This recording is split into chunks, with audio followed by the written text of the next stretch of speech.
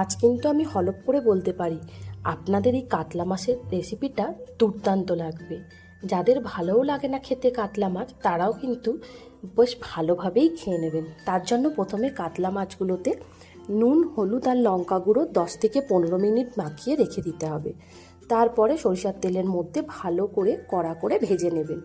এবার ওই তেলের মধ্যে কালো জিরে একটু ফোড়ন দিয়ে জিরি করে কেটে রাখা পেঁয়াজটাকে মচমচে করে ভেজে নিতে হবে। তারপরে তার মধ্যে 1 চামচ আদা বাটা আর 1.5 চামচের মতো রসুন বাটা দিয়ে নাড়তে থাকুন। যখন দেখবেন পেঁয়াজটা ভাজা হয়ে গেছে মশলার সাথে, লঙ্কা গুঁড়ো, হলুদ গুঁড়ো আর জিরে আর ধনেটাকে শুকনো খোলায় নেড়ে সেটাকে আধ গুঁড়ো করে রেখেছিলাম, সেই গুঁড়ো মশলাটাকেও দিয়ে ভালো করে কষাতে থাকুন।